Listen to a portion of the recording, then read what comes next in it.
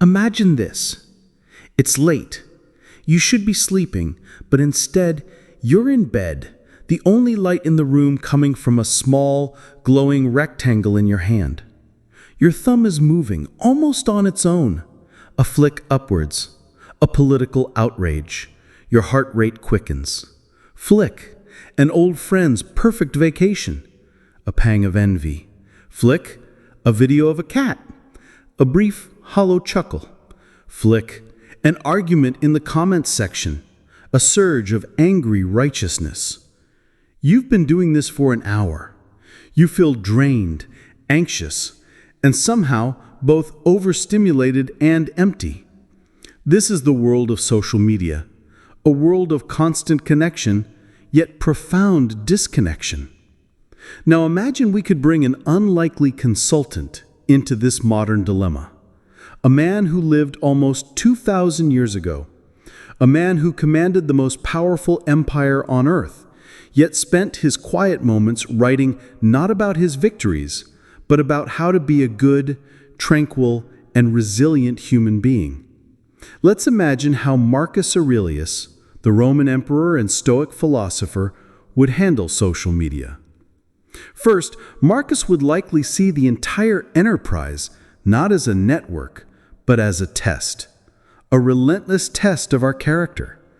He wouldn't be impressed by follower counts or viral trends.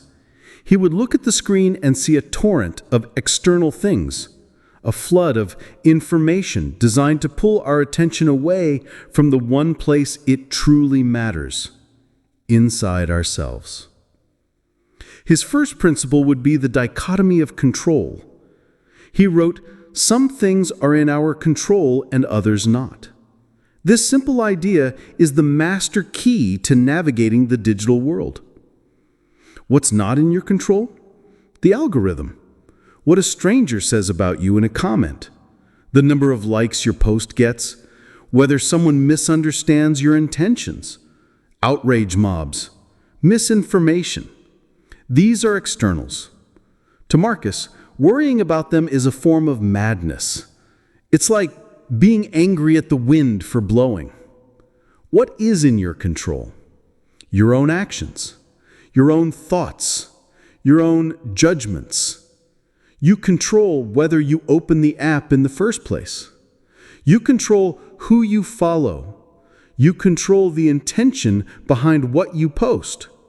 You control how you react to a hateful comment. Do you respond with rage or with indifference? Or even with pity? You control the thumb that scrolls. You can choose to stop. So the first thing Marcus would advise is a ruthless audit of your attention. He would ask, is this scroll useful? Is it making me a better person? Is it helping me fulfill my duties to my family, my community, my work? He famously practiced memento mori, the remembrance of death. He would hold up the phone and say, "You are mortal. Your time is finite. Is this endless stream of trivia and fury a worthy use of the precious, unrepeatable moments of your life?" He would see doomscrolling not as a way to stay informed, but as a voluntary surrender to anxiety. He'd argue that knowing every terrible thing happening in the world in real time doesn't make you more virtuous. It just makes you more agitated. Focus on your own little corner of the world, your oikos, and do good there. That is what matters. Now, what about the people? The trolls, the bullies, the endless arguments. Here, Marcus would offer a truly radical perspective. In his meditations, he began a day by preparing himself. When you wake up in the morning, tell yourself, the people I deal with today will be meddling, ungrateful, arrogant, dishonest, jealous, and surly. He would apply the same logic to logging on. When I open this app, I will encounter people who are mistaken, angry, and seeking validation through conflict. They are this way because they are ignorant of what is truly good and evil. They don't know how to live. By expecting this, You rob it of its power to shock or harm you. An insult from a stranger on the internet is, to a Stoic, like a dog barking at the moon. It says everything about the dog and nothing about the moon. He wouldn't get into a flame war. He would not own the troll. Why would he wrestle with someone who has already lost the battle with themselves? He might mute them. He might block them, not out of anger, but as a simple act of hygiene, like washing his hands. It is not their negativity he is rejecting, but the invitation to let it disturb his own inner peace. So would Marcus just delete all his accounts and live in a cave? Unlikely. He was a man of the world, a man of duty. He would see social media as a tool, and like any tool, it can be used for good or for ill. If Marcus Aurelius had a social media profile, what would it look like? His bio wouldn't be Emperor of Rome, commander of legions, conqueror of... It would likely be something simple.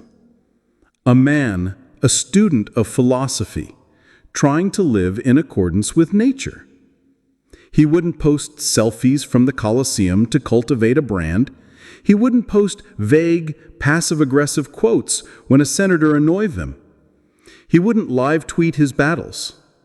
Instead, he might use it to share what he was learning, to post passages from Epictetus, to ask questions, to remind himself and others of their shared humanity. His purpose would not be to gain followers, but to practice virtue. He would practice temperance by setting strict limits on his time, perhaps 15 minutes in the evening as a tool for connection or learning, and no more. He would practice courage by speaking his truth kindly, even if it was unpopular, without being attached to the outcome. He would practice justice by representing others' arguments fairly, and by using his platform to amplify reason, not discord. And he would practice wisdom by constantly asking, is this essential? Does this serve the common good? Does this align with my best self? In the end, Marcus Aurelius would teach us that the problem isn't the platform, it's our relationship to it. We grant it the power to dictate our emotions. We look for it for a sense of worth that can only ever be found within. He would urge us to stop being a passive consumer of the algorithm's whims and to become a conscious architect of our own digital experience, to treat every interaction online as a chance to train our character. So the next time you find yourself deep in that glowing rectangle, lost in the noise, ask yourself the questions Marcus would ask. Is this in my control? Is this a worthy use of my limited time? Is this making me a better, more tranquil human being? The goal isn't to win social media. The goal is to use it, or refuse it, in a way that allows you to win the far more important battle, the one for your own mind.